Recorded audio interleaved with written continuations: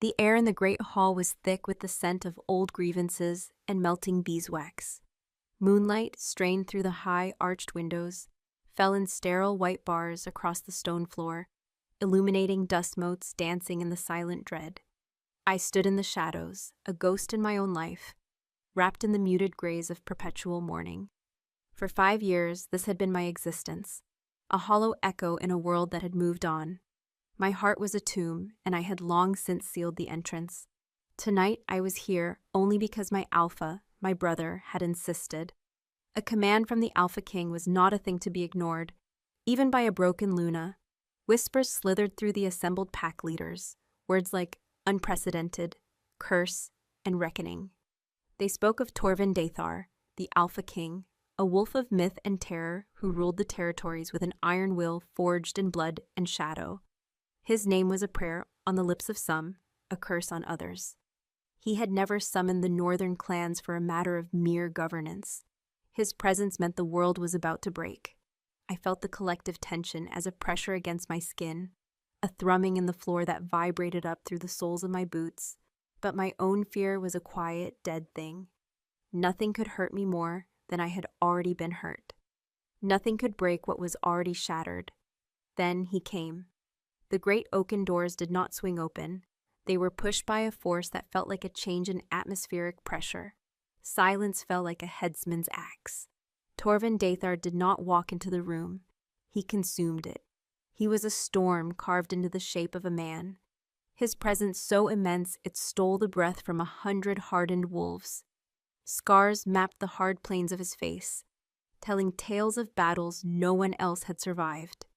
His eyes, the color of a winter sky before a blizzard, swept over the assembly, and in their depths I saw no mercy, only power, an ancient predatory power that made the wolf within every soul in this hall flatten its ears in submission.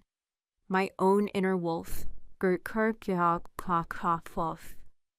creature of silence and sorrow for 5 long years, did not stir. It was as numb as my heart. The king moved to the high-backed throne at the head of the hall, but did not sit. He stood before it, a pillar of granite and fury. The air crackled with ozone, the scent of his barely restrained power. When he spoke, his voice was not loud, but it filled every corner of the hall, deep and rough like stone, grinding against stone. "I have called you here to witness the end of a lie," he began, his gaze piercing the assembly. "For generations, the Vandrel line has mourned a hero lost to the Southern Wars. A mate, an alpha, a warrior. You have told stories of his sacrifice. A cold dread, sharp and unfamiliar, pricked at the edges of my numbness. He was talking about Kaelin, my Kaelin. My brother's grip tightened on my arm, a silent warning, but I could not feel it. The world had narrowed to the monolithic figure of the king and the weight of his words. "You mourned a ghost," the king continued, a cruel edge to his tone. "You grieved for a man who was never truly gone. He was taken, broken, remade."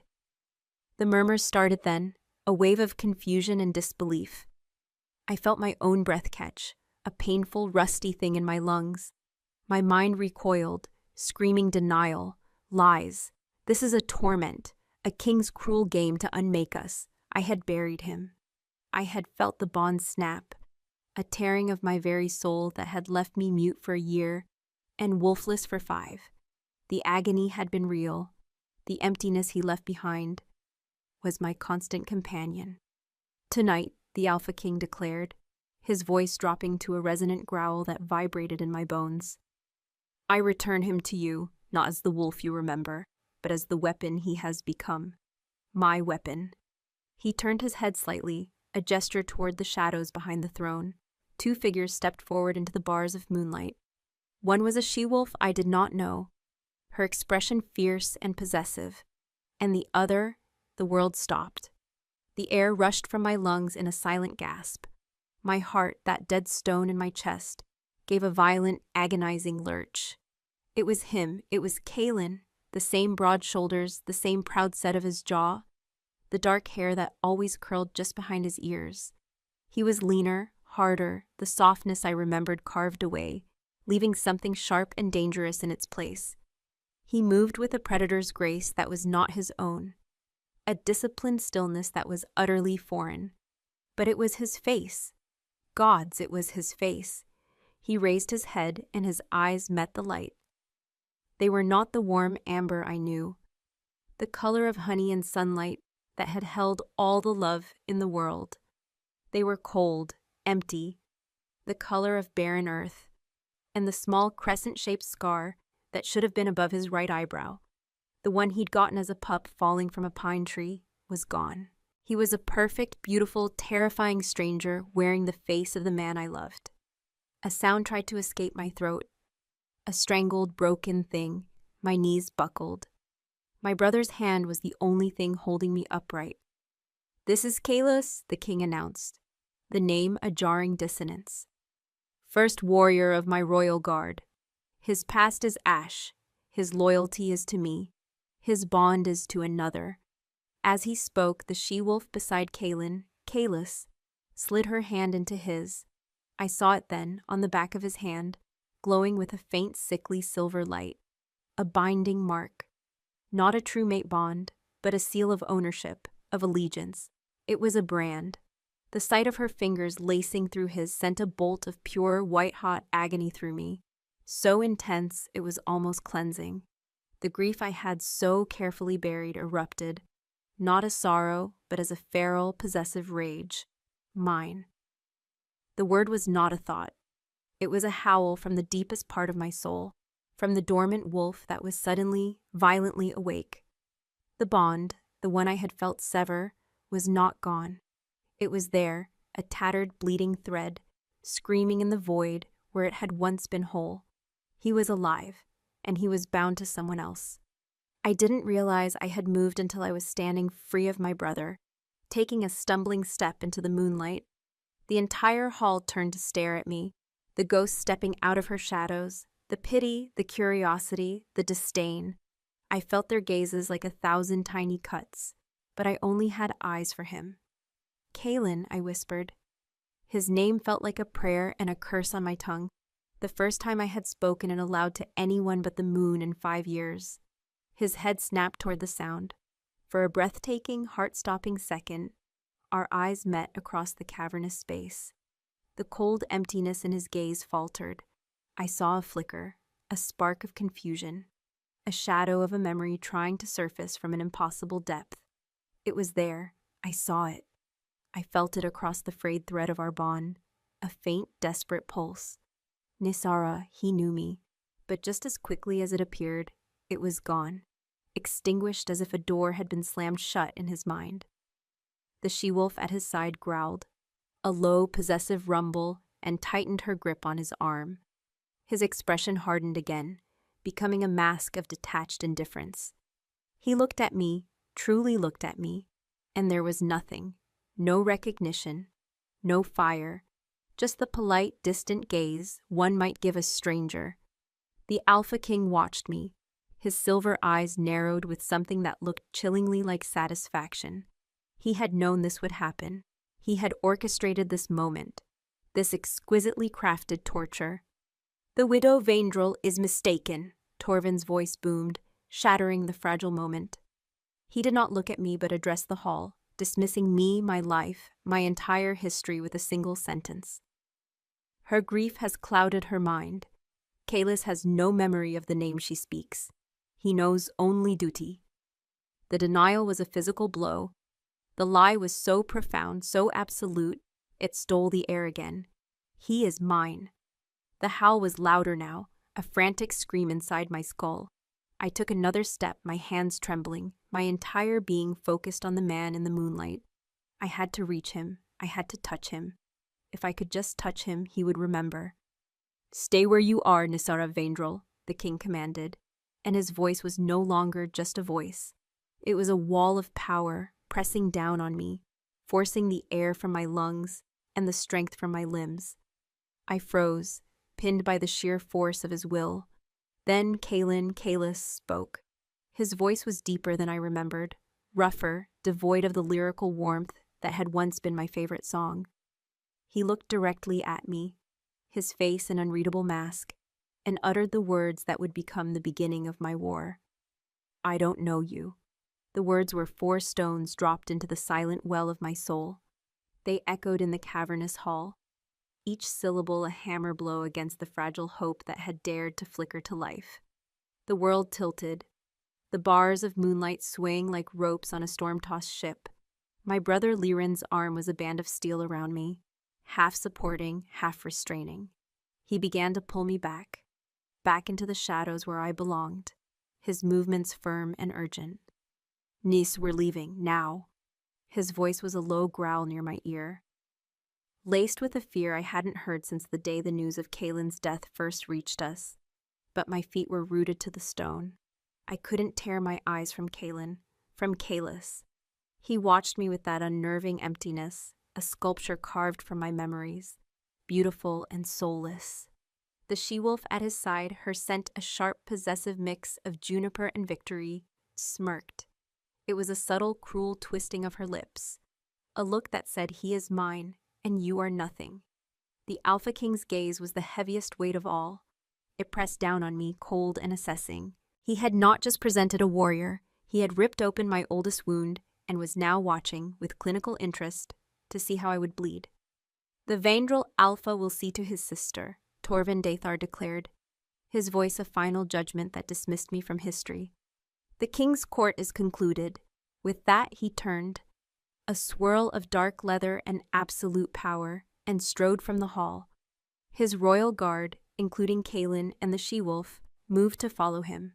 As Kaelin turned, his back now to me, the tattered thread of our bond stretched taut, a physical agony in my chest. It felt like my own sinew was being pulled from my body. A desperate, soundless scream tore through me. "Don't go, don't leave me again." Lyron's grip was brutal now. He half dragged me toward a side exit, away from the prying, pitying eyes of the other clan leaders. Their whispers followed us, stinging like insects. Delusional. The grief finally broke her. Poor creature. To challenge the king. Each word was another nail in the coffin of my credibility. I had been their tragic Luna, a symbol of dignified sorrow. Now, in the space of 5 minutes, I had become their mad woman. The cold night air hit me like a slap. Lyron didn't stop until we were within the stone confines of the chambers allotted to our pack. He slammed the heavy wooden door behind us, the sound echoing the shutting of a tomb. The only light came from a single sputtering candle, casting long, dancing shadows that made the room feel like a cage. "What were you thinking?" he hissed, finally releasing me. He began to pace, running a hand through his dark hair, his alpha power rolling off him in waves of frustration and fear. "To speak out like that, to challenge his word? Nisara, that was not Kaelin." "It was," I said, my voice hoarse, raw from disuse and emotion. It felt strange in my own ears. "Lyron, you saw his face. You saw him." "I saw a stranger," he countered, whirling to face me. The anguish in his eyes was real, a mirror of my own, but warped by disbelief. "I saw a man who wears our friend's face, yes. A cruel trick of the fates, maybe. But Kaelin is dead. I was there, Nis. I saw the battlefield. I found his cloak, soaked in his blood. We performed the rites. We buried an empty casket because there was nothing left to bury." His words were meant to be an anchor to reality, but they felt like lies. The reality was not the memory of blood and absence. It was the sharp, undeniable tug in my soul that told me my other half was still breathing. "The bond," I whispered, pressing a hand to my chest where the pain was sharpest. "It's not gone. I can feel it. It's weak. It's damaged. But it's there. He's there." Lyron stopped pacing and looked at me, his expression softening with a pity that was worse than his anger. "Oh, Nis, the mind can play tricks. Grief can create phantoms. You wanted to see him so badly that you did. The king has found some poor soul who looks like him and branded him for his own purposes. He is a master of psychological warfare. He did this to unbalance us, to test us." "No." My own voice was stronger now, fueled by the furious, snarling thing that had awakened inside me. My wolf, so long silent, was pacing the confines of my mind. demanding I make him see. It was him.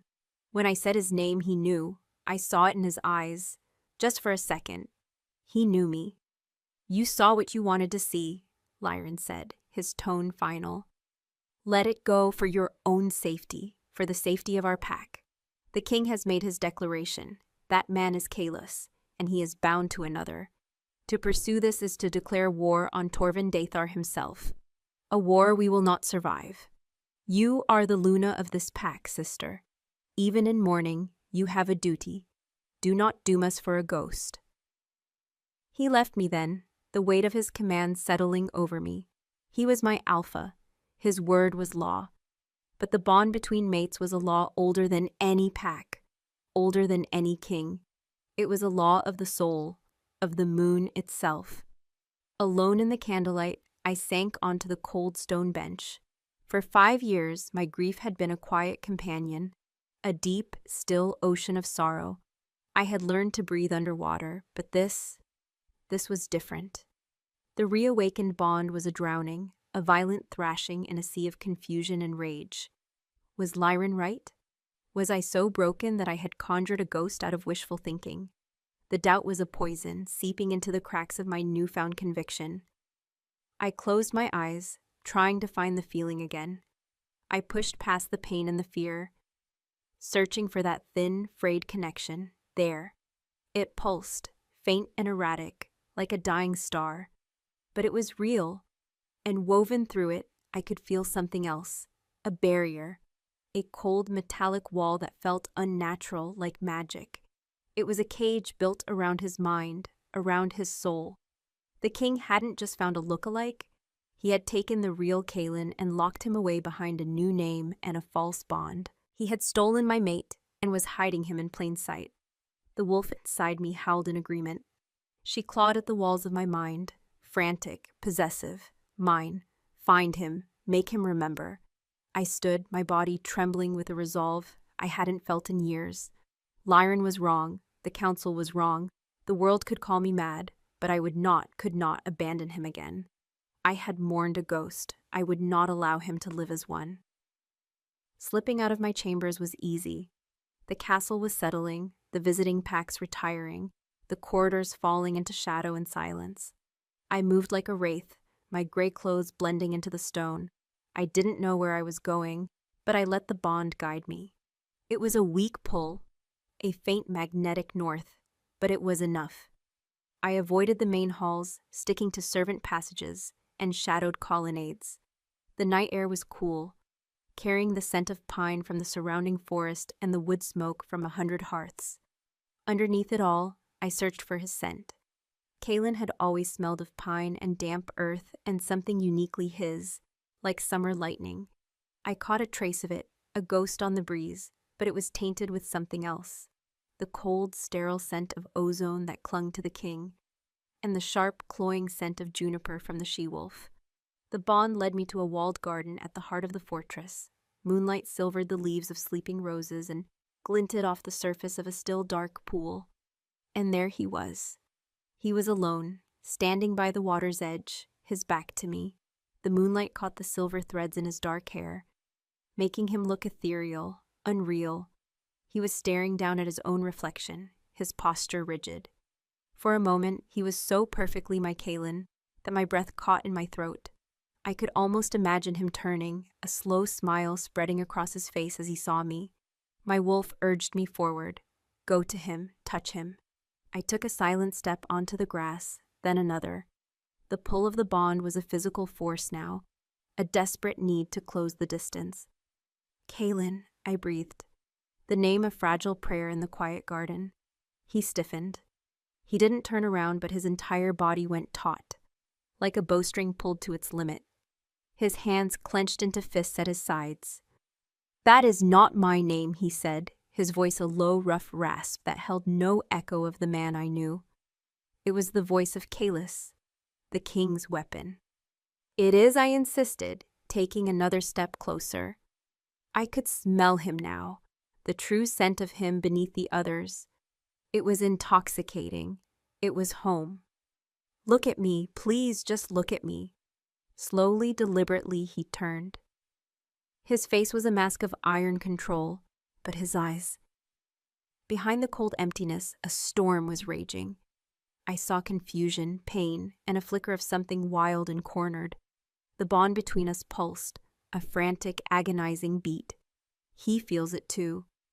"Who are you?" he asked, the words sounding forced, as if spoken against his will.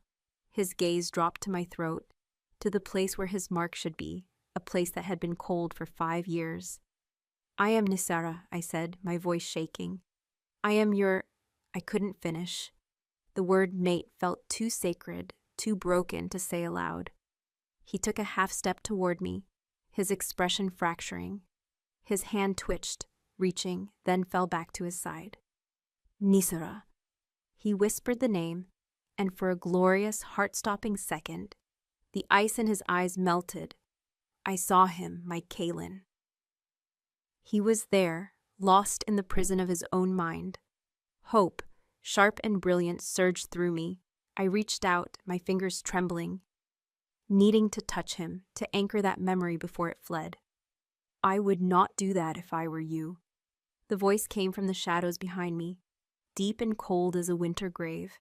It wasn't loud, but it froze the air in the garden, silencing the crickets, chilling the moonlight. I stopped, my hand hovering in the space between us. Torvin Dathar stepped out from beneath the dark arch of a stone colonnade. He hadn't been there a moment ago. He moved with an unnatural silence, a predator made of shadow and power. As he approached, the flicker of recognition in Kaelin's eyes was instantly extinguished. The mask of Kaelis slammed back into place, colder and more impenetrable than before. He took a deliberate step back from me, his face once more a blank slate. The king stopped beside me, so close I could feel the chilling aura of his power, a physical pressure against my skin. He didn't look at me. His gaze was fixed on his warrior. "Kaelis, return to your post," he commanded.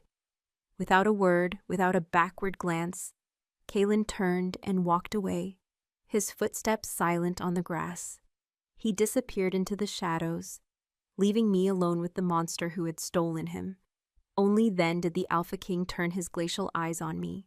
They held no anger, no emotion at all, only a chilling absolute authority. "I warned you, little ghost," he whispered, his voice a lethal caress. "He belongs to me now. His mind, his loyalty, his very soul are my property." He took a step closer, and my wolf flattened her ears, every instinct screaming at me to run. "Touch what is mine again, and I will not simply break your heart. I will enter his mind and burn away every last trace of you. He will not just fail to remember you, it will be as if you never existed at all." The king's threat hung in the air long after he was gone, a poison that seeped into the very stone of the garden. "It will be as if you never existed at all." The words were a masterpiece of cruelty, designed not just to stop me, but to annihilate the very essence of my love. To erase my existence from Kaelin's soul was a death far worse than the one I had already endured. I stood trembling in the cold moonlight, the scent of roses now smelling of rot and decay. The faint connection I had felt to Kaelin was gone, snuffed out by the king's suffocating presence. I was alone again, but this time, the silence was filled with a terrifying new knowledge. I was not just fighting for a memory, I was fighting against a god. Returning to my chambers felt like a walk of shame.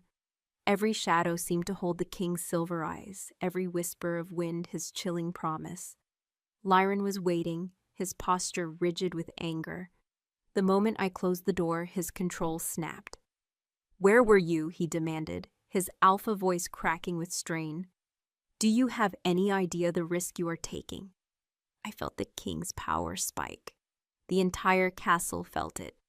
It was directed at you. "I had to see him," I whispered, wrapping my arms around myself, trying to hold my fracturing world together. "Lyron, he's in there, I saw it. The king is doing something to him, holding his mind captive. And you think you, a wolfless, broken Luna, can fight the Alpha King?" Lyron's laugh was a bitter, broken sound. "He commands armies with a thought. He has magic we can't comprehend. He brought a man back from the dead and made him a slave. Nisara, this is not a battle you can win. He will destroy you. He will destroy us all for your sentimentality. The word wolfless was a deliberate cruelty, a reminder of my deepest shame. When the bond with Kaelin had snapped 5 years ago, my wolf had retreated into a deep, silent hibernation of grief. I could no longer shift. I could no longer feel her strength, her wildness. I was a werewolf who was only human, an outcast in my own skin. My wolf is not gone, I said, the conviction a small, defiant flame. I felt her tonight. When I saw him, she woke up. He stared at me, his gaze searching my face. And for a moment, the alpha receded, and my brother returned. He saw the truth in my eyes, the desperation. His shoulders slumped.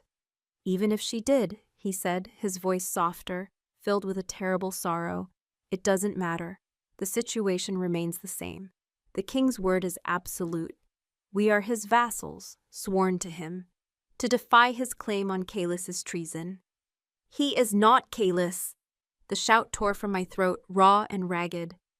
He is Kaelin Vaindrel, your blood brother, your beta, and you would leave him enslaved to that monster because you are afraid? The accusation struck home. A flicker of shame crossed his face before it hardened back into the mask of the alpha. I am protecting our people. It is my duty. Kaelin, the Kaelin we knew, understood that duty. He would not ask you to sacrifice the pack for him. He would want you to let him go. He was right. The honorable, selfless Kaelin of my memory would have said those exact words. But the man I saw in the garden was not that man. He was a prisoner, and his soul was screaming for release. I am not letting him go, I said, my voice dropping to a low, determined whisper. You can stand with your king. I will stand with my mate. The chasm between us was complete. He looked at me as if I were a stranger, a fanatic lost to a dangerous delusion. He gave a single sharp shake of his head and left without another word, the heavy silence of his disapproval a suffocating blanket. Sleep was impossible. My mind was a battlefield. The king's threat warred with the memory of recognition in Kaelin's eyes. Lyran's pragmatism warred with the primal howl of my wolf. She was awake now, truly awake, pacing restlessly, a caged thing smelling freedom just beyond the bars. For the first time in 5 years, I felt the familiar itch under my skin, the deep ache in my bones that signaled a desire to shift. It was a phantom limb, a painful reminder of what I had lost. If I was to have any hope, I needed more than just a feeling. I needed proof. I needed to understand what the king had done to him. The answer, I knew, would not be found in direct confrontation. It would be found in whispers, in secrets, in the hidden currents of the court. The next day, the castle was a hive of activity. Clan leaders met in tense councils, their guards posturing in the courtyards. I moved through it all like a wraith, my gray clothes making me invisible. I was no longer the tragic Luna to be pitied. I was the mad woman to be avoided. The whispers followed me, but I paid them no mind. I was hunting. My prey was information. I listened to the gossip of servants, the boasts of warriors, the worried murmurs of she-wolves. The name Kaelis was spoken with a mixture of fear and awe. They said he had appeared at the king's side a year ago, fully formed, with no past. They said he fought like a demon, silent and merciless. They said he never slept, that he stood guard over the king's chambers like a stone gargoyle. And they spoke of the she-wolf, Lyra. She was not his mate, but his keeper. Her mark on him was not a bond of love, but a leash. She was said to be a powerful seer, one who could manipulate the threads of the mind. A seer. The word chilled me. Mind magic. That had to be it. A cage not of iron, but of twisted thoughts and stolen memories. My search for answers led me to the castle's archives, a dusty, forgotten chamber filled with scrolls and tomes that smelled of decaying paper and time itself. The keeper of the archives was an old wolf named Ilara, her face a roadmap of wrinkles, her eyes clouded with cataracts but sharp with an intelligence that missed nothing. She had been ancient when I was a child, She had known Kaylin's grandparents. "Luna Nisara," she said, her voice a dry rustle of leaves. She did not seem surprised to see me. "The past is a heavy burden to carry into a library." "I need to understand something, Alara," I said, my voice low. "I need to know about binding marks. Not mate bonds, marks of allegiance, of control." She gestured for me to sit at a heavy oak table, the wood worn smooth by centuries of scholars. She lit a tallow lamp, the flickering light casting our faces in warm tones and deep shadows. "You speak of forbidden magic," she said, her gaze steady. "The kind of power that does not join two souls, but shackles one to another. It perverts the most sacred of our rights. It requires a great sacrifice, blood, memory, a piece of the soul itself." My blood ran cold. "Can it be used to erase a true bond?" Alara was silent for a long moment, her cloudy eyes looking at something far away. "A true mate bond is a song of the soul, sung by the goddess herself. You cannot unsing a song, but you can deafen the singer. You can fill his ears with so much noise, so much pain, that he can no longer hear the music.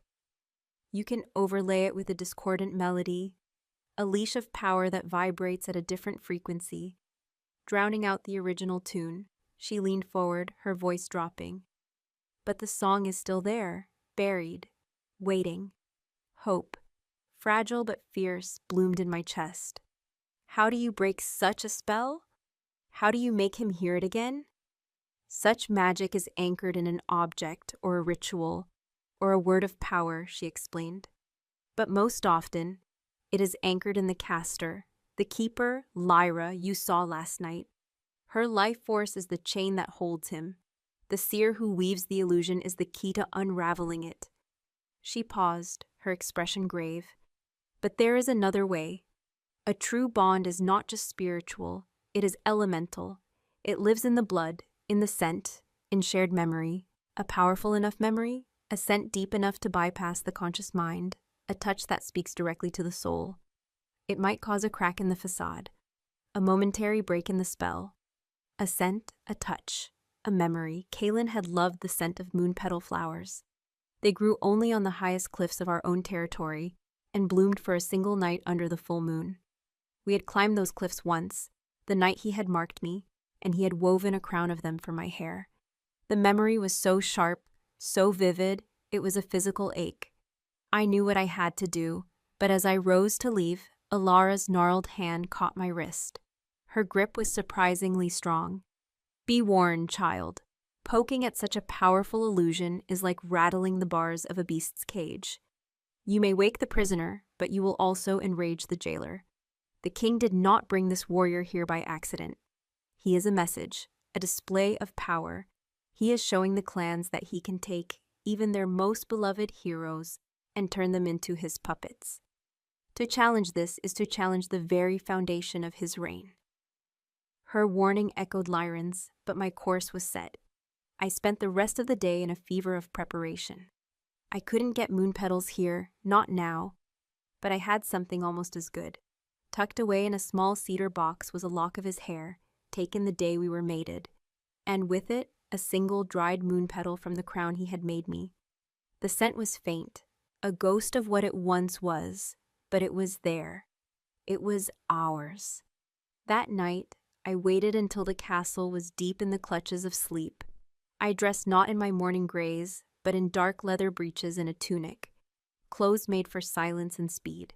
My dormant wolf was a coiled spring of anticipation inside me, lending a preternatural sharpness to my senses.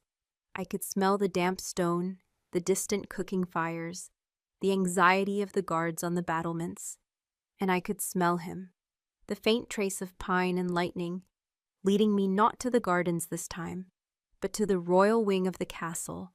He was standing guard outside the king's chambers, just as the rumors had said. He was as still as the stone statues in the hall, a living weapon at rest. The she-wolf, Lyra, was nowhere in sight. This was my chance. My heart hammered against my ribs, a frantic drumbeat in the oppressive silence. I clutched the small silken pouch containing the lock of hair and the dried flower. Alara's words echoed in my mind, a scent deep enough to bypass the conscious mind. I moved from the shadows, my steps completely silent. He did not react until I was only a few feet away. His head lifted, his nostrils flaring slightly. He scented me.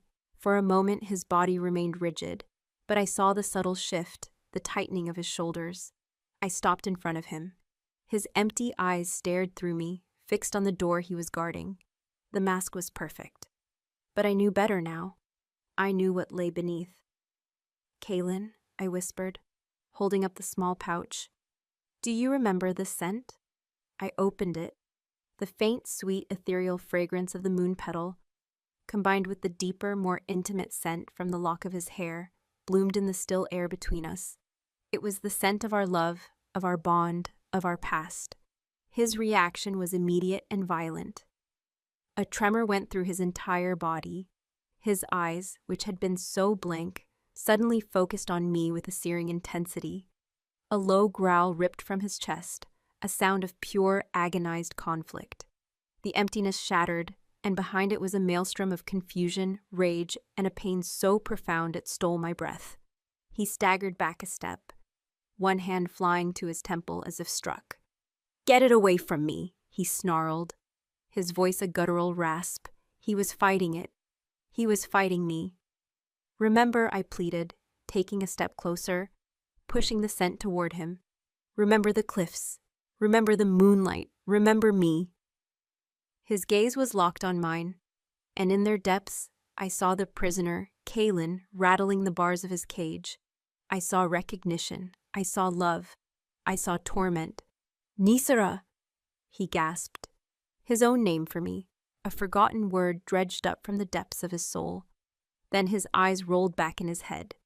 The binding mark on his hand flared with a sickening silver light, pulsing like a diseased heart. He cried out, a raw, strangled sound of agony, and collapsed to his knees, clutching his head. The psychic leash was snapping taut, dragging him back into the darkness. Footsteps pounded down the hall. Lyra, the keeper, appeared, her face a mask of fury. "You fool!" she shrieked. "What have you done?" Behind her, the great doors to the king's chambers swung open. Torvin Dathar stood there, not in his royal leathers, but in simple black breeches, his chest bare and covered in the same ancient swirling scars as his face. He was not angry, he was something far worse. He was grimly, terrifyingly pleased. He looked down at the writhing form of his warrior, then his silver eyes lifted to meet mine. They glittered in the torchlight with a cold, predatory fire. "Excellent," the Alpha King purred, a dark smile touching his lips. "I was wondering how long it would take you to show me a weakness in my own design. You have just confirmed it for me. The memory of you is his greatest flaw." He took a step forward, his shadow falling over me, over all of us. "And flaws," he whispered, his voice dropping to a deadly hush, "must be burned away." The king's words were a death sentence.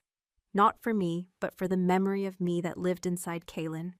I watched, frozen in horror, as Lyra the seer knelt beside Kaylin's convulsing form. Her hands hovered over his temples, her eyes closing as she murmured words in a language that slithered and coiled in the air. The silver binding mark on Kaylin's hand pulsed violently, each flash accompanied by a guttural cry of agony torn from his throat. They were doing it right here, in the cold stone hallway. They were erasing me. My paralysis broke. A feral, desperate rage, hot as dragon's fire, surged through my veins. My wolf, silent for so long, rose up with a snarl that was almost audible. "No, not again. You will not take him from me again." I launched myself at Lyra. I was not a warrior, but grief and fury gave me a strength I didn't know I possessed. My only thought was to break her concentration, to stop the psychic assault on Kaylin. I slammed into her, sending us both sprawling to the floor. She shrieked, a sound of surprise and pain, her spell broken. Kaylin's convulsions subsided into ragged, gasping breaths, his body slick with sweat. Lyra recovered in an instant, moving with a serpent's speed. She rolled and came up in a crouch, her face contorted with hate, her eyes glowing with a faint, malevolent light.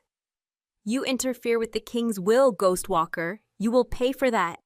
Magic, cold and sharp as splintered ice, lashed out at me. It wasn't a physical blow, but an attack on my mind, a wave of despair so potent it buckled my knees.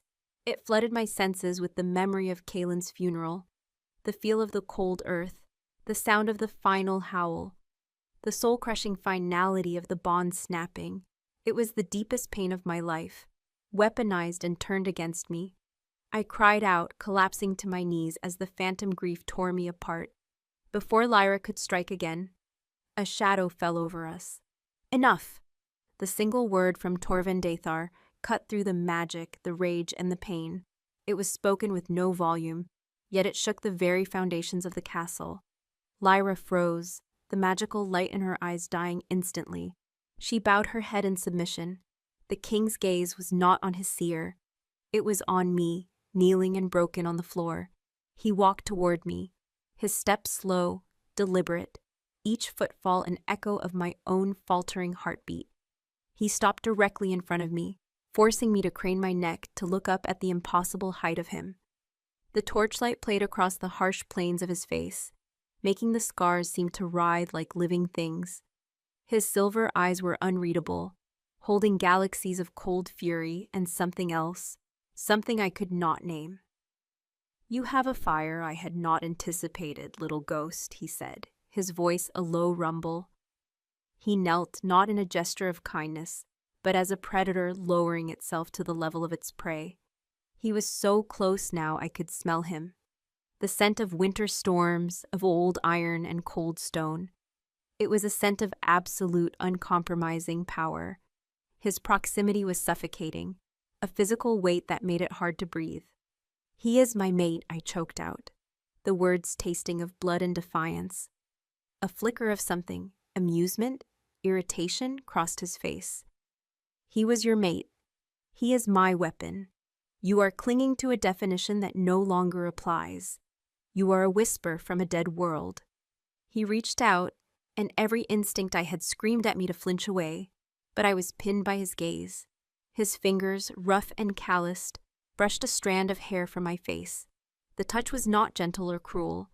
It was purely clinical, like a scientist examining an insect. But where his skin met mine, a jolt like lightning shot through me. It was not the warm, life-affirming spark of a mate bond, but something else entirely. An electric shock of pure, terrifying power. My inner wolf, instead of cowering, snarled. A deep, primal growl of challenge that shocked me with its intensity. The king's eyes widened fractionally. I think he felt it too. He pulled his hand back as if burned, his expression hardening. "The wolf in you is not as dead as they say," he murmured, more to himself than to me. He rose to his full height, a monolith of judgment. "Your sentimental attachment is a liability, an infection in my warrior that must be cleansed. But it seems a simple mind wipe is not a permanent solution." He turned his gaze to Kaylin, who was slowly pushing himself to his feet, his movements stiff, his face pale and slick with sweat. The emptiness was back in his eyes, but it looked fragile now, cracked. "Kalis," the king commanded. Kaylin's head snapped up, his posture immediately straightening into one of military discipline. "This creature is an echo of your past, an enemy agent sent to fracture your loyalty.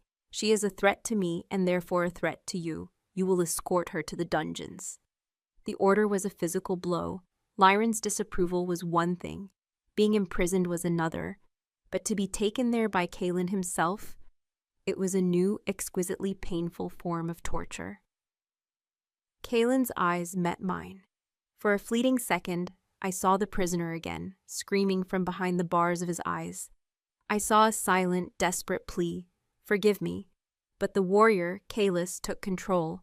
His face became a mask of stone. He walked toward me, his movements jerky, robotic. "No," I whispered. He did not hesitate. His hands, the same hands that had held me, that had touched me with such tenderness, closed around my upper arms in a grip of iron. It was impersonal, efficient, and it shattered my heart all over again. He pulled me to my feet. The skin-on-skin contact should have been a conduit for our bond, but it felt like being held by a statue. The barrier in his mind was so strong, so complete, that all I could feel was coldness. He began to march me down the corridor, away from the king, away from the light. I did not struggle. My body was numb, my mind reeling. I could feel the stares of the royal guards we passed, their contempt a palpable force. This was my final humiliation. The mad Luna, a traitor, being dragged to the cells by the very ghost she claimed to love. The dungeons were deep beneath the castle, carved from the living rock of the mountain. The air grew cold and damp, smelling of wet stone and misery. The sounds of the court faded, replaced by the drip of water and the scuttling of unseen things. Kalen's grip never faltered. He was silent, his breathing even, his face turned forward. He was a perfect automaton. He stopped before a heavy iron door, its surface slick with rust and grime. He took a large iron key from a hook on the wall and unlocked it, the sound of the tumblers grating in the oppressive silence. He pulled the door open, revealing a small, lightless cell. This was it. He was going to throw me into the dark and leave me. My last hope was dying. "Kalen, please," I begged, my voice breaking. "Don't do this. Look at me, just for a second. Remember us." He pushed me forward into the cell. As I stumbled across the threshold, my foot caught on the uneven stone and I fell, my hands scraping against the rough floor. He stood in the doorway, a dark silhouette against the torchlight of the corridor, his face shrouded in shadow. For a long moment, he just stood there. The silence stretched, thick and heavy. I thought he was going to slam the door, to leave me in the suffocating darkness, but then he took a step inside.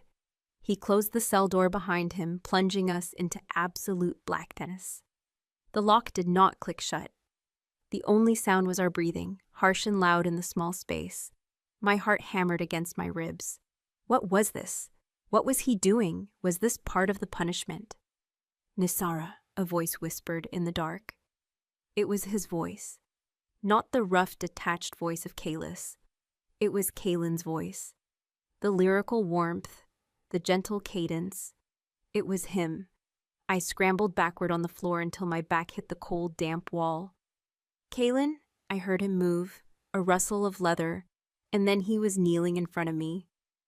I couldn't see him, but I could feel the heat of his body, smell the familiar scent of pine and lightning beneath the king's cold ozone. "He is always watching," Kalen whispered, his voice strained, urgent.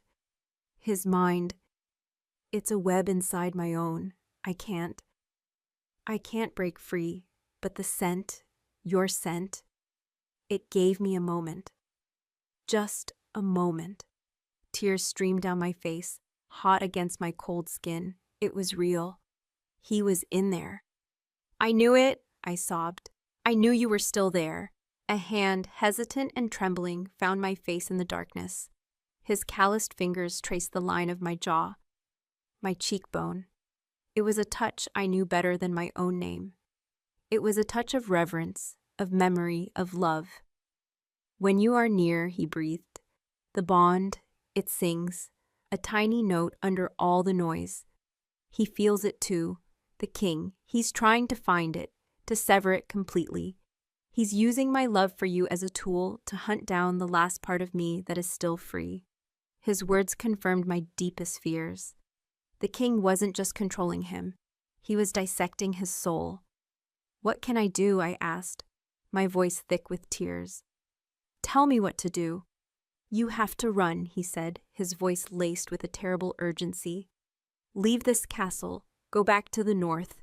Forget me. If you stay, he will use you to destroy what's left of me. He'll make me hurt you, Nis. He enjoys it. It strengthens his control." His thumb brushed my lips. A ghost of 1,000 kisses. The simple touch sent a shockwave through my system, and I felt the bond between us flare, a brief, brilliant thread of light in the darkness. "I won't leave you," I whispered fiercely, my hand coming up to cover his. "You must." His desperation was a palpable thing in the small cell. "I am not strong enough to fight him, not when you are here. Your presence is both my weakness and my only strength. It's a paradox he will exploit until there is nothing left. He is looking for a way to break me completely, to forge me into a weapon with no heart, no memory. And you, my love, you are my heart." Suddenly, the cell door creaked open. A sliver of torchlight cut through the darkness, illuminating Kaylin's face. The torment, the love, the desperation, it was all there, raw and unconcealed. But in an instant, it was gone. The mask of Kalis slammed down as he saw the guard peering in. He stood up, his movements once again stiff and robotic. He looked down at me on the floor, his eyes as cold and empty as a winter lake. "The prisoner is secured," Kalis said to the guard, his voice flat and devoid of emotion. He turned and walked out of the cell without a backward glance. The guard gave me a look of pure contempt, then slammed the heavy iron door shut. This time the key turned in the lock, the sound echoing like the last shovel of dirt on a coffin. I was left alone in the complete, suffocating darkness, the phantom touch of Kaylin's hand still burning on my skin. He had not imprisoned me out of duty to his king. He had imprisoned me to save himself. The darkness in the cell was a living thing. It had a weight, a texture, a scent of old stone and despair. For hours I sat on the cold floor, replaying Kaylin's words. "He is always watching. He is using my love for you to hunt down the last part of me that is still free." The king wasn't just a tyrant. He was a vivisectionist of the soul, and Kaylin was his specimen. My love was the scalpel in his hand. Kaylin's plea for me to run was a warrior's logic, a sacrifice meant to protect me, to protect what little of himself he had left. But it was a logic my heart, my soul, and my newly awakened wolf refused to accept. To run would be to abandon him to that monster, to concede defeat, to let Torvin Dathar win. It would be a second death, a final betrayal of our bond. I had mourned a ghost once. I would not create a new one by choice. But what could I do, locked in a dungeon deep beneath the king's fortress? Frustration and helplessness gnawed at me. I pushed myself to my feet, my hands tracing the damp, slimy walls of my prison. The cell was small, featureless. The only break in the stone was the heavy iron door. I was trapped. As the hours bled into one another, a strange calmness began to settle over me. The initial panic receded, replaced by a cold, sharp clarity. Kaylin had said my presence was a paradox, his greatest weakness and his only strength. The king saw it as a flaw to be exploited. But a flaw could also be a crack, a point of entry. If my presence, my scent, our bond, could cause a flicker in the king's perfect control, then I was not the liability. I was the weapon. The thought was electrifying. It sent a surge of adrenaline through me that was more potent than fear. My wolf, who had been a silent, coiled thing, stirred with predatory agreement. We were not victims. We were hunters, and we were trapped behind enemy lines. The first task was escape. I began a more systematic search of the cell. I ran my hands over every inch of the floor, the walls, the mortar between the stones. It was in the corner, behind a loose rock near the floor, that my fingers brushed against something that was not stone. It was a small, folded piece of oilcloth. My heart hammered. Kaylin, he must have left it. My fingers, trembling with anticipation, carefully unfolded it in the oppressive dark. Inside were three things: a small, hard piece of flint, a shard of steel, likely broken from a dagger's pommel, and a single dried sprig of wolfsbane. My breath caught. This wasn't just a message, it was a plan. Flint and steel for a spark, but the wolfsbane. It was a poison to our kind, but in small, controlled doses, it had another, more dangerous property. It could disrupt magic, especially mind magic. It created a kind of psychic static, temporarily deafening a seer or weakening a magical leash. It was a desperate, dangerous gamble. For a wolf under a binding spell like Kalen's, the herb could be agonizing, but it might create a window of clarity, a moment of freedom. He was giving me the means to fight back. Hope, fierce and sharp, cut through the despair. He had not just begged me to run. He had armed me in case I refused. He knew me. He knew I would not abandon him. The challenge now was the lock. I was no thief, but Kalen and I had spent our youth running wild in the mountains. He had taught me how to read the weaknesses in things, in a rock face, in an opponent's stance, in a poorly made lock. I spent what felt like an eternity at the door, using the steel shard to probe the keyhole, feeling the faint clicks and shifts of the tumblers. The darkness forced me to rely on touch and sound alone, heightening my senses. My wolf lent me her patience, her focus. After countless failures, just as my fingers were cramping and my hope was beginning to fray, I felt the final tumbler click into place. The mechanism turned. The door was unlocked.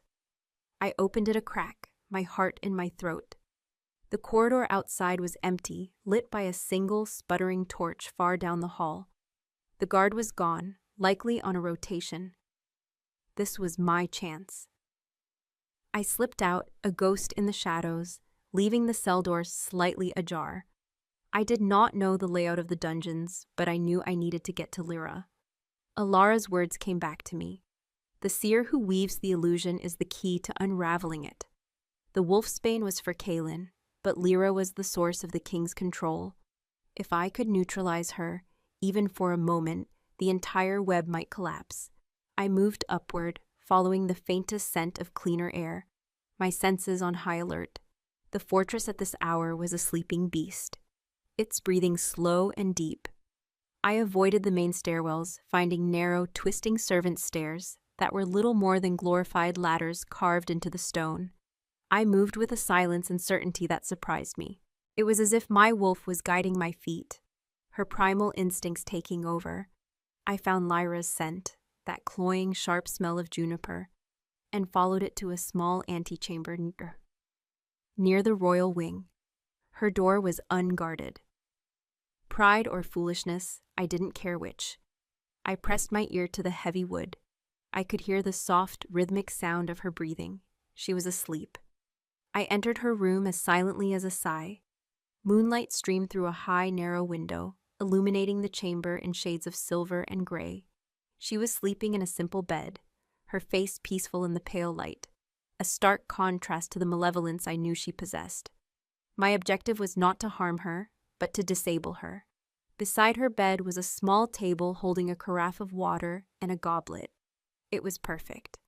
I crushed a small piece of the wolfsbane into a fine powder and stirred it into the water with the tip of the steel shard. It dissolved instantly, leaving no trace. When she woke and drank, it would cloud her senses, disrupt her connection to Kalen. Perhaps for hours. It was a temporary solution, but it would buy me time. As I turned to leave, my eyes fell upon a small iron-bound chest at the foot of her bed. It was locked, but a strange faint energy pulsed from it, a coldness that I could feel on my skin. It was the same unnatural cold I felt from the binding mark on Kalen's hand. Alara's words again. Such magic is anchored in an object. This was it. The anchor, my blood ran cold. This changed everything. Destroying this box might sever the leash permanently. The lock was complex, far beyond my skill, but I didn't need to pick it. I needed to get it away from her, away from the castle, with a strength born of desperation. I lifted the heavy chest. It was colder than ice, the chill seeping through my tunic, and it seemed to hum with a discordant energy that made my teeth ache. Carrying it was awkward and slow, but I had no choice. I slipped back into the shadows of the castle, a thief carrying a stolen soul. My only thought was to get back to our lands, to get the chest to our Pax mystics who might know how to destroy it safely. The main gates were impossible, but I knew these mountain fortresses had weaknesses, supply tunnels, forgotten postern gates. I found one on the lowest level, a small iron-barred gate leading out onto a narrow cliffside path, used for removing waste. It was rusted, but not locked. The cold mountain air was a shock, fresh and clean and smelling of pine and freedom. The moon was low in the sky, casting long, eerie shadows. I was out. I was free. But as I started to move along the narrow path, a figure stepped from the shadows of the rocks ahead, blocking my way. My heart stopped. It was Lyron. "Nis, thank the gods," he breathed, his face etched with worry. "I heard the king sent you to the cells. I was coming to try and reason with him." He stopped, his eyes falling to the heavy iron chest in my arms. His brow furrowed in confusion. Then his eyes widened in horror as he recognized the cold, magical energy pulsing from it. "What is that? What have you done?" "This is the anchor for his spell," I said, my voice a harsh whisper. "This is what's holding Kaylin. I'm taking it home." Lyron stared at me, his face pale in the moonlight. The look in his eyes was not relief or pride. It was terror. "Put it back," he said, his voice shaking. "Nisara, put it back right now. This is treason of the highest order, stealing from the king's own seer. He will not just punish you, he will salt the earth where our homes stand. He will eradicate our entire line." "He has Kaylin," I hissed, my grip tightening on the cold iron. "Our blood, our beta. You would let him remain a slave to save our lands. Kaylin would have burned the world down for you." "The Kaylin we knew is gone," he roared, his alpha voice slamming into me, a physical force of command. "And you will not sacrifice our people for his ghost." He lunged for the chest. I staggered back, holding it away from him. My own brother, my alpha, was standing between me and my mate's freedom. The betrayal was a physical blow, sharper than any blade. He saw me not as his sister, but as a threat to his power, to his people. His pragmatism had curdled into cowardice. "I won't let you," I snarled, my own voice dropping into a register I hadn't used in 5 years. It was the voice of a Luna protecting her own. My wolf was at the surface, her rage fueling mine. We stood there, brother against sister, alpha against Luna, locked in a standoff on a narrow cliff edge. But we were not alone. A low, menacing growl echoed from the shadows behind Lyron. A second figure emerged, moving with a predator's silent grace. It was Kaylin, Kalis. His eyes were not empty this time. They were glowing with a faint, cold silver light, the light of the king's control, absolute and unwavering. He held a drawn blade in his hand, its edge gleaming in the moonlight. And beside him, walking with a calm, deliberate stride that made my blood run cold, was the Alpha King. Torvin Dathar looked from the chest in my arms, to my brother's terrified face, to me. A slow, chilling smile spread across his scarred lips. Lyra must have discovered the theft and the drugged water and alerted him immediately. "It seems," the king purred, his voice a soft, deadly rumble that carried on the wind, "we have a family reunion, and a thief." His silver eyes locked onto mine, and they were filled with a terrifying, triumphant light. "I knew you were a weapon. I just didn't realize you would be a weapon for me. You have shown me not just his weakness, but the weakness of your entire line. Kalis." Kaylin's head snapped toward the king. "Your former alpha stands against me," the king said, his voice deceptively gentle. "He aided a traitor and a thief. He has broken his oath of fealty. Show him the price of betrayal." The king's command hung in the frigid mountain air, a death sentence delivered in a silken whisper. "Show him the price of betrayal." The words were aimed at Lyron, but the weapon was Kaylin. It was a perfect diabolical cruelty.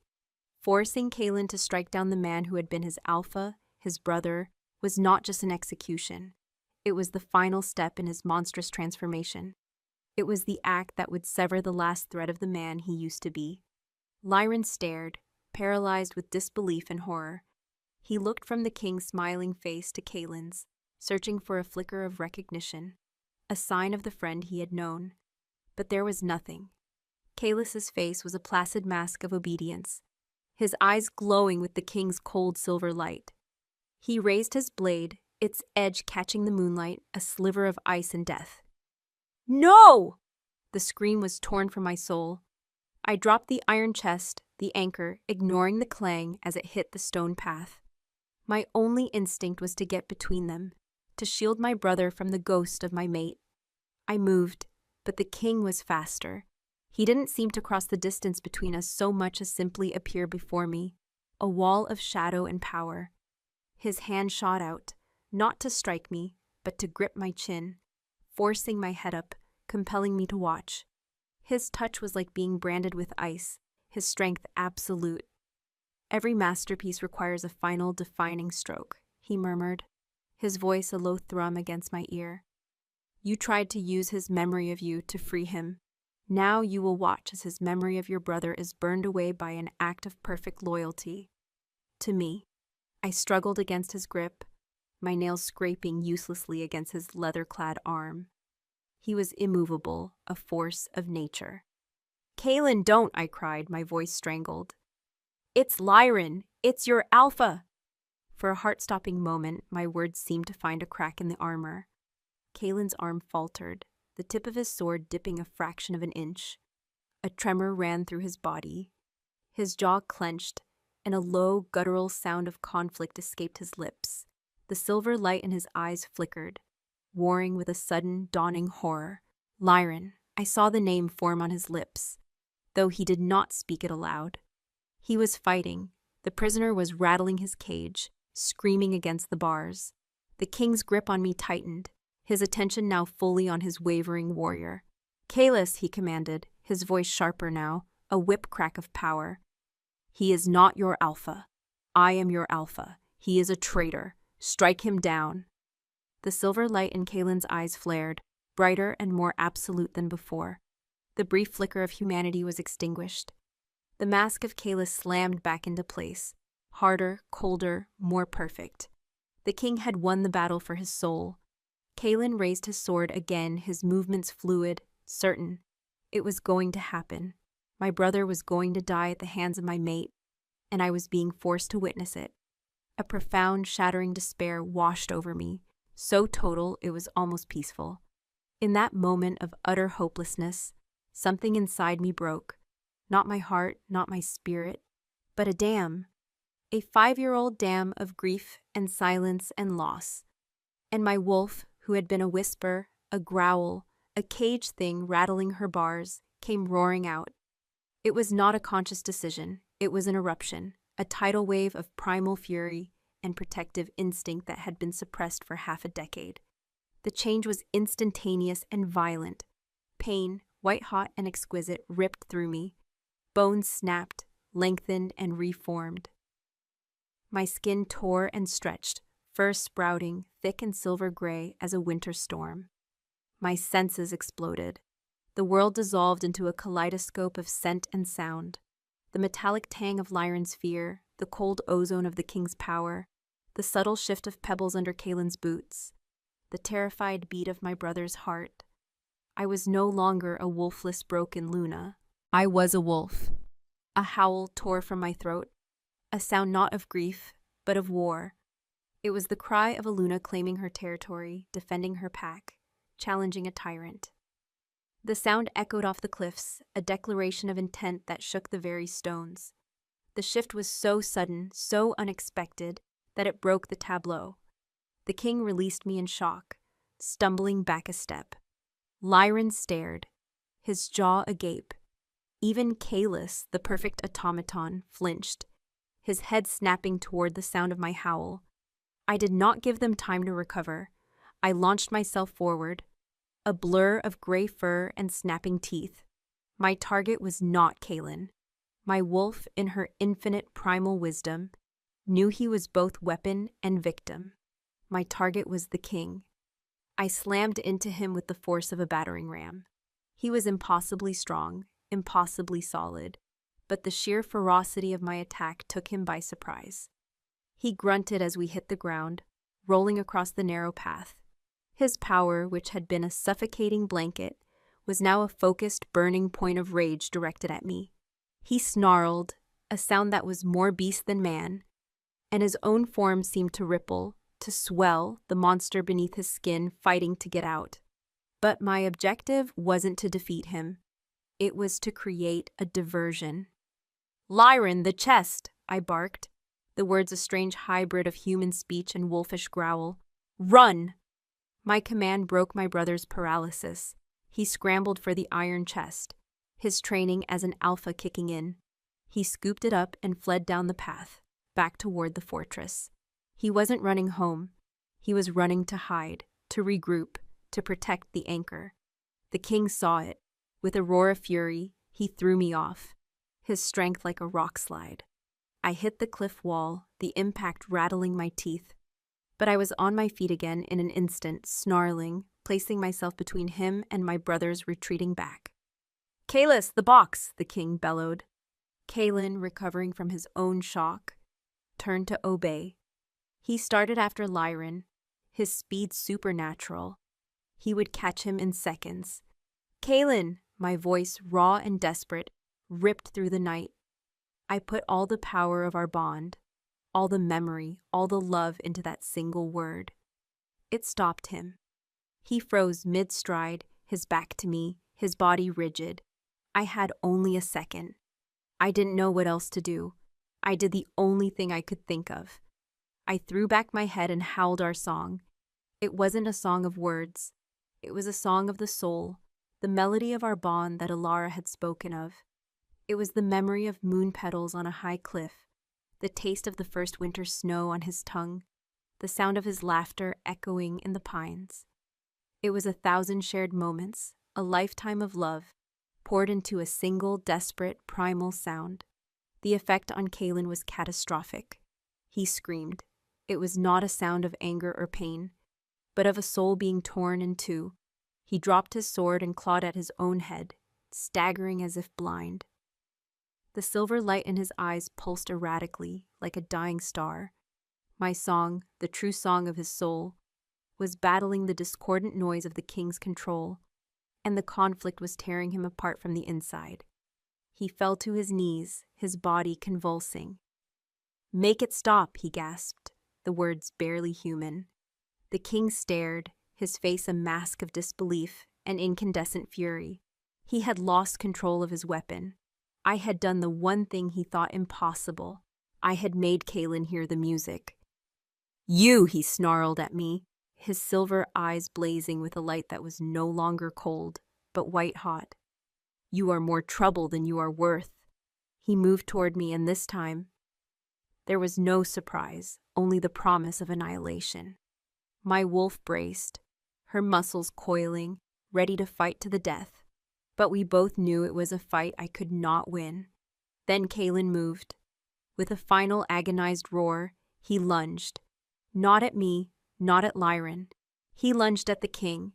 It was not the disciplined attack of the warrior Kalis. It was the desperate, suicidal charge of a man trying to protect the last good thing in his world. He slammed into the king, his hands finding Torvin's throat, his face a twisted mask of agony and rebellion. "Leave her alone," he forced out through clenched teeth. For a moment, they were locked in a terrible embrace on the edge of the cliff. The king, shocked by the ultimate betrayal of his creation, and Kalen, fueled by a final, resurgent burst of his true self. It was the prisoner breaking his own chains, if only for a second. The king recovered his balance, his rage absolute. With a single brutal motion, he drove his fist into Kalen's chest. There was a sickening crack. Kalen's grip loosened, his eyes wide with shock, a trickle of blood appearing at the corner of his mouth. Then, with a contemptuous shove, the king pushed him away. Kalen stumbled backward. His foot found no purchase on the loose scree of the cliff's edge. For a breathtaking, horrifying second, he teetered there, silhouetted against the moon, his arms windmilling for balance. His eyes met mine, and in that final moment, the silver was gone, the coldness was gone. I saw only him, my Kalen, and his eyes were full of love, an apology, and a terrible final peace. Then he was gone. He fell backward into the darkness, into the vast, silent emptiness of the chasm below. The moon, which had been whole and bright, was suddenly shattered by a veil of clouds. A scream began to build in my throat, a sound of such profound loss that it had no right to exist in a living creature.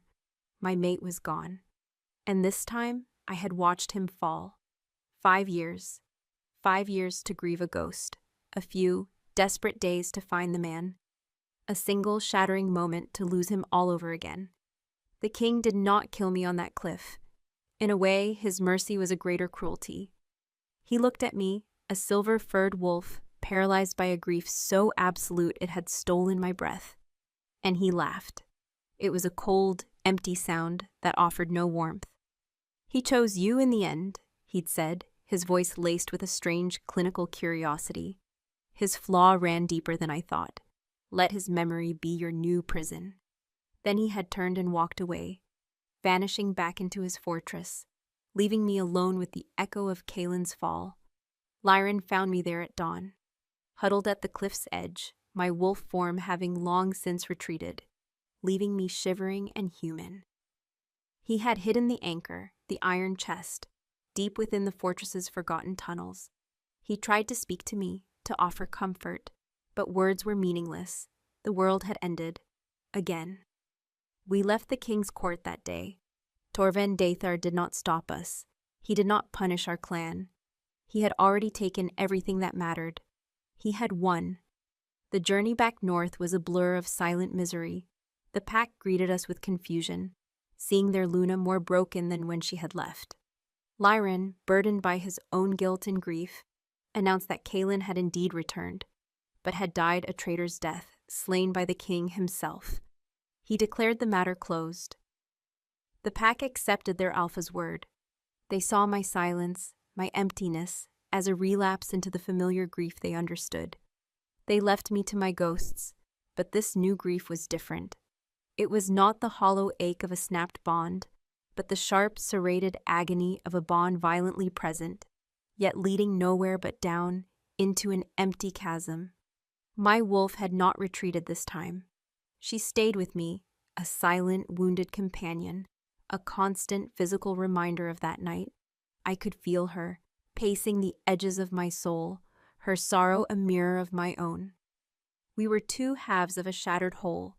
I did not believe Kaelin was dead. I couldn't. Hope is a stubborn, desperate thing. For months, I led search parties along the base of the King's Mountain. We combed every inch of the treacherous ravines, every dark forest. We found nothing, no body, no trace, no sign that he had ever been there. Eventually, even my most loyal searchers gave up. The mountain was too vast, the fall too great. No one could have survived it. Lyran begged me to stop, to accept it, to let him go for the good of the pack, for the good of my own sanity. He looked at me with eyes full of pity and fear, seeing not a Luna, but a wound that would not heal. One night, a year after the fall, I stood on the high cliffs of our own territory, the same cliffs where Kaelin had crowned me with moon petals. The moon was full, a perfect silver disk in the inky sky, and for the first time, its light felt less like a judgment and more like a comfort. I held the small silken pouch he had left me, the one with the lock of his hair and the dried flower. The scent was almost gone, a phantom on the wind. My connection to him, that tattered, bleeding thread of our bond, had grown so faint I could barely feel it. It was a dying ember in a sea of ash. Perhaps they were all right. Perhaps it was time to finally let go. With a sob that tore through my chest, I opened my hand to release the pouch, to let the wind take the last remnant of him, to finally truly say goodbye. As my fingers uncurled, a flicker of movement in the valley below caught my eye. It was a wolf, a lone wolf moving through the moon-drenched pines. Not unusual, but this one.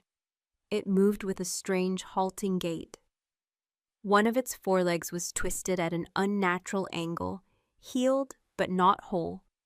It was heavily scarred, its dark fur a tapestry of old wounds. It stopped at the base of our cliff, lifting its head as if it could scent me from so far away. My heart, that dead and heavy thing, gave a painful lurch. I did not shift. I ran. I scrambled down the familiar paths, my feet knowing the way by heart, my breath coming in ragged gasps. Branches tore at my clothes, Stones bruised my feet, but I didn't feel it. All that existed was the wolf in the valley. I burst through the last line of trees into the clearing. He was still there, waiting. He was thinner than I remembered, scarred and broken, but it was him. The dark fur, the proud set of his head, the soul that shone from his eyes. As I approached, he made no move. He simply watched me, his amber eyes, no longer cold, no longer empty, but full of a weary, cautious light, following my every step. I stopped a few feet away, my body trembling. The bond, so faint for so long, flared to life between us, a sudden brilliant thread of light. It was whole. It was pure. Kaelin? The name was a fragile whisper. The great wolf lowered his head in a slow, tired nod. Then, with a pained grunt, his body began to change. Bones shifted, fur receded. He did not change with the fluid grace of a healthy wolf, but with the grating, agonizing effort of a body that had been shattered and painstakingly put back together. He stood before me, naked in the moonlight, his body a testament to his survival. A horrific, jagged scar ran across his chest where the king had struck him. His arm was twisted. His leg bore the evidence of a bone poorly healed. He was a beautiful ruin, but he was alive. And his eyes, his warm amber eyes, were his own. Tears streamed down my face as I closed the distance between us. I reached out a trembling hand and touched the scar on his chest. It was real. He was real. How? I breathed. His voice was a rough, gravelly thing from disuse. I don't remember all of it. The fall, darkness. Then waking up in a cave.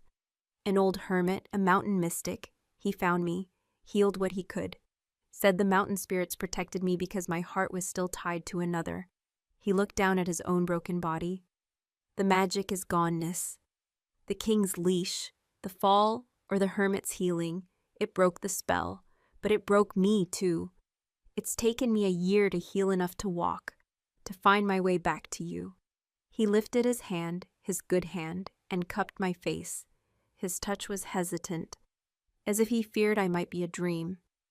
I remember everything, he whispered, his voice cracking with a year of unshed emotion.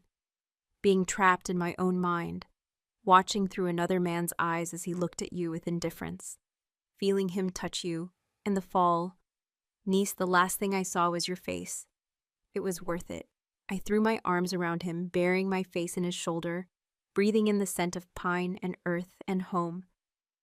He was solid. He was warm. He was mine. He held me tightly, his broken body molding against mine. And for the first time in 6 long years, I felt whole. The tomb in my heart finally had light pouring in. We did not go back to the pack that night. We stayed there, in the moonlight, tracing the scars on each other's souls, relearning the song of our bond, now deeper and more resonant for having been tested by fire and silence. We both knew we could never truly go back. He was a ghost the world thought dead, and I was a Luna who had defied a king. But as we stood there, beneath the healing moon, we were not a ghost and a broken Luna. We were just Nasara and Kaelin, 2 souls lost and found, finally home. Our future was uncertain, a path we would have to carve out for ourselves in the shadows, but it would be our path, and we would walk it together.